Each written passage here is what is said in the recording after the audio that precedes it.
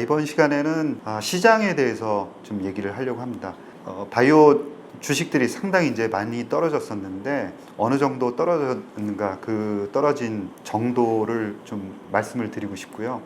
제가 이제 바이오에 대해서 관심을 가져야 된다 이렇게 이제 처음에 얘기했던 게 2019년으로 기억을 하는데, 그로부터 정확하게 이제 3년 정도가 지났습니다. 그 사이에 1년 반이 올랐고 1년 반이 떨어졌습니다. 지금 주가 수준은 그 자리에 그대로 이제 와 있는 상황이고요. 중요한 판단을 내리는 시점이 그렇게 많지는 않다라고 생각하는데, 바로 지금 정도 시점이라고 생각을 해서 특별히 그 점에 대해서 좀 강조를 하면서 여러분들께 말씀을 드리고자 하는데요. 주요한 내용은 그렇습니다. 지금 시장 상황이 굉장히 어렵고 금리, 물가 이런 얘기들이 상당히 많이 나오고 가장 타격을 많이 받는 게 바로 이제 바이오 업종이고 주식이다라는 점을 여러 번 이제 여러분들께 강조를 해서 말씀을 드린 바고요. 그럼에도 불구하고 모든 상황들이 바이오 주가에 반영이 됐다라는 거죠. 그러니까 누가 어떤 얘기를 해도 아마 그 얘기는 다 맞을 겁니다. 전쟁이 길어지고 그다음에 코로나 바이러스도 다시 이제 창궐을 하고 있고 물가도 굉장히 높아서 향후 전망이 잘 안 보이죠. 그것도 맞습니다. 그렇지만 그 모든 논리들이 주가에 반영됐다는 거죠. 자, 그러면 그 반영된 모습들을 좀 체크를 하면서 여러분들하고 이제 그 얘기를 좀 해볼 텐데요. 주가를 몇 개를 이제 볼 텐데요. 가장 먼저 사나라는 이제 종목을 보고 싶습니다. 이 사나를 왜 가장 먼저 봐야 되냐면, 소위 거품이 가장 꼈다, 그리고 거품이 가장 빨리 무너진 사례입니다. 그러니까 사나가 왜 그러냐면, 왜 거품이라고 생각을 했냐면, 만든 지 얼마 되지도 않았고 그 다음에 임상이 아직 들어오지 않은 그런 회사인데도 불구하고 시총이 원화로 환산할 때 10조 원 가까이 이제 상승했던 거예요. 주가가 40달러까지 갔다가 4달러까지 무너졌습니다. 그러니까 90%가 하락한 거죠. 그래서 이 주가를 보면서 여기서 떨어진다 이렇게 얘기하는 거는 별 의미가 없다고 생각을 하고, 주가는 충분히 반영이 되었다라고 생각을 해요. 그렇게 얘기하는 이유는 사나가 지금 하고 있는 그 기술은 그렇게 만만한 기술이 아닙니다. 향후에 세포 치료제, 즉 NK세포, 그 다음에 iPSC가 가야 할 길을 미리 보여주고 있는 거죠. 근데 기술은 전혀 문제 없지만 가격적으로, 가격 측면에서 상당히 버블이 끼어 있었다, 그 점을 말씀을 드리는 거고요. 그리고 지금 아직 이제 임상이 올라오지 않았기 때문에 사업 보고서를 뒤져보면 전부 다 G그림밖에 나오지 않습니다. 제대로 임상이 들어가지 않은 거죠. 그래서 올해 말에 임상이 들어가고 하면은 상당히 어려운 과제를 해낸 거고, 사실 사나하고 상당히 흡사한 기전으로 세포 치료제를 개발하고 있는 업체들이 상당히 많습니다. 그래서 어떻게 보면 이 분야에서 선구자적으로 가고 있다라는 거죠. 그래서 펀더멘탈 상으로는 제대로 가고 있다. 그리고 현금도 지금 5억 5천만 달러를 가지고 있습니다. 자금상의 문제도 없는 상황입니다. 그래서 한 1년 반 정도는 꾸준하게 임상에 들어가는 걸 확인할 수 있는 그런 회사입니다. 상당히 많이 시장이 반영을 했다라는 점을 충분히 볼 수 있고요. 그 다음에 가끔 이제 말씀드린 아크지입니다. 아크지는 한두 개 종목은 제가 이제 그렇게 동의하지 않는 종목이 섞여 있어서 그러긴 하는데, 어찌됐건 상당히 혁신적인 종목들이 많이 이제 편입이 되어 있기 때문에 AUM이 상당히 이제 크죠. 그래서 이제 잘 지켜봐야 되는 그런 ETF 중 하나인데, 이 ETF도 거의 70% 가까이 이제 빠진 상황입니다. 그리고 2019년도까지 지금 와 있는 상황입니다. 그래서 주가가 여기서 더 밑으로 빠진다는 거는 그동안 3년 동안에 이 안에 담겨 있는 회사들이 진행했던 그런 임상 노력들, 이런 것들이 축적되어 있기 때문에 더 이상 빠지기는 굉장히 어렵다라는 생각을 해보고요. 지놈 같은 경우에도, 지놈은 사실은 만 3년이 이제 갓 되었는데 제대로 시장이 오른 게 2020년부터 올랐는데 그 수혜를 전적으로 다 받지는 못했습니다. 그래서 상승폭이 작기 때문에 하락폭도 아크지보다는 작습니다. 그리고 일부 종목들이 임팩트가 아크 대비해서는 좀 작았기 때문에 하락률은 아크지보다는 좀 작다, 이렇게 봐야 될 것 같고요. 특히나 최근에 이제 주가 모습이 상당히 긍정적으로 평가할 수 있어요. 제가 보는 상당히 바닥을 잘 잡는 그런 형태거든요. 그래서 주가도 50% 이상 고점에서 하락을 했고 바닥도 잡는 그런 모습이 나왔습니다. XLV는 대표적인 이제 헬스케어, 그러니까 빅파마들이 모여 있는 그런 ETF입니다. 네, 빅파마의 환경이 상당히 좋지 않습니까? 저도 최근에 이제 일라이 릴리라든가, 그 다음에 에피, 아스트라제네카, 그리고 또 이제 화이자를 소개할 텐데요. 이들 환경이 너무 좋습니다. 그러니까 그 현금도 많이 확보를 하고 있고, 거기다가 그 연구 개발을 해서 이제 새로운 약들이 나오는데 이 약들이 상당히 괜찮은 약들이 또 나오고 있고, 그 다음에 기존의 삼상 가지고 있는 파이프라인들도 상당히 괜찮아요. 그 다음에 화이자 같은 경우에는 벌어들인 돈으로다가 알토란 같이 한 100억 달러 정도 되는 회사들을 계속 이제 인수하면서 파이프라인을 이제 만들어 나가고 있습니다. 그래서 이들 환경이 그렇게 주가가 꺾이거나 그럴 환경이 아닙니다. 그래서 향후에도 탄탄히 가겠다. 뭐 빠진 게 별로 없으니까 탄력적으로 올라가지는 않을 것 같아요. 이제 엑셀V 같은 경우에도 상당히 견조한 흐름을 보일 거다라는 거고요. 지금부터 보여드리는 그래프들이 저도 이제 오래간만에 이 그래프들을 보다가 상당히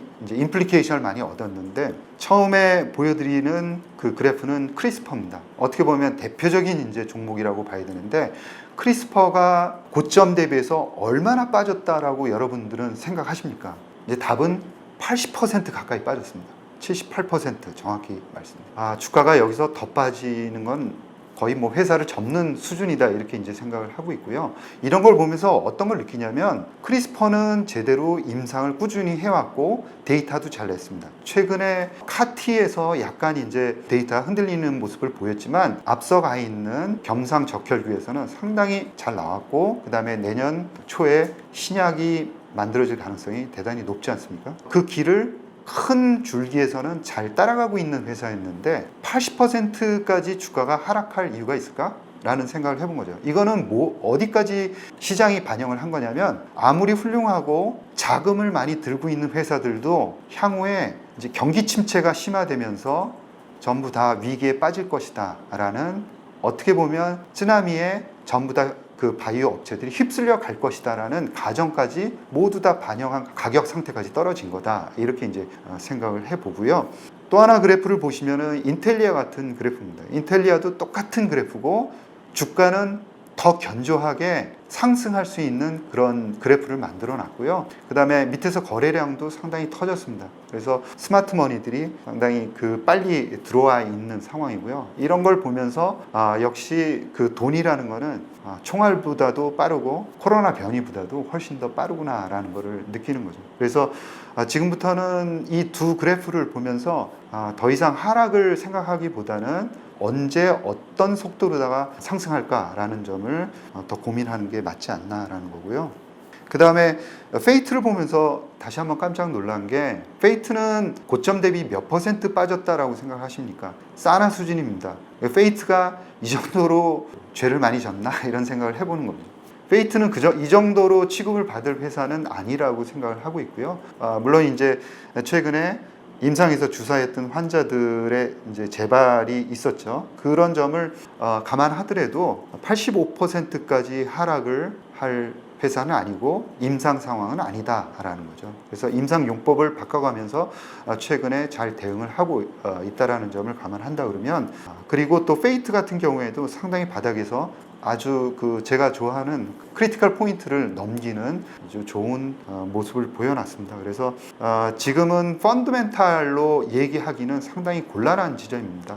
그래서 항상 저는 주가가 먼저 미래에 있을 일들을 먼저 반영한다라는 생각을 먼저 해요. 그거는 제 경험이고, 모든 시장을 예측하는 사람들은 다 각자의 방법이 있을 거라고 생각을 합니다. 그래서 가장 빠르고 이제 기술적으로 훌륭하고 제 갈 길을 잘 가고 있는 업체들이 빠졌다가 얼마나 탄탄한 모습을 그리냐에 따라 갖고 전체 시장도 예측을 할 수 있다라는 게 저의 생각인 거거든요. 지금껏 이제 말씀드린, 그리고 가끔 이제 여러분들께 기업도 분석해드리고 업데이트도 해드린 종목들이 상당히 많이 빠졌고 이제는 반등하는 시점에 와 있다라는 거죠. 그래서 지금까지 이제 말씀드린 회사들을 종합해 볼 때 제가 생각하는 거는 인플레이션 환경이 좋아진다, 저는 그렇게 생각하지 않습니다. 그러니까 인플레이션이 악화되는 환경이 앞으로도 많습니다. 그러니까 속도는 좀 가팔라지진 않겠죠. 속도는 점차 누그러질 가능성이 대단히 높고, 내년에는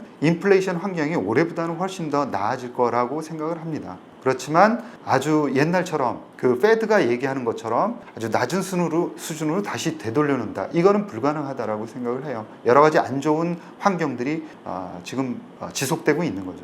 그래서 페드도 물가를 상당히 낮은 수준까지 낮추기 위해서 아주 무리하게 금리를 올려서 극단적인 방법을 사용하지는 않을 거다. 그러니까 어느 정도 물가 수준을 좀 타겟을 올리면서 금리를 빠르게 올려가는 수준도 낮출 것이다 라는 생각인 거죠. 이렇게 된다 그러면 바이오에서는 어떤 생각들을 할 거냐면 핵심적인 기술, 그 다음에 향후에 발전 가능성이 많은 기술을 가지고 있는 업체 중에서 임상 데이터를 잘 보여주는 회사들은 앞으로 걱정 없이 자금을 확보하면서 임상을 계속 해나갈 수 있을 것이다 라는 확신을 그리고 신뢰를 얻을 거다 이렇게 생각을 하면서요. 아까 보여드린 대로 주가는 맨 고점 대비 거의 80%에서 70%대까지 하락을 했고 최근에 일주일 정도 반등을 하면서 한 10% 이상 반등을 한 상황입니다. 그래서 전체적으로 보면 한 65%까지 지금 올라온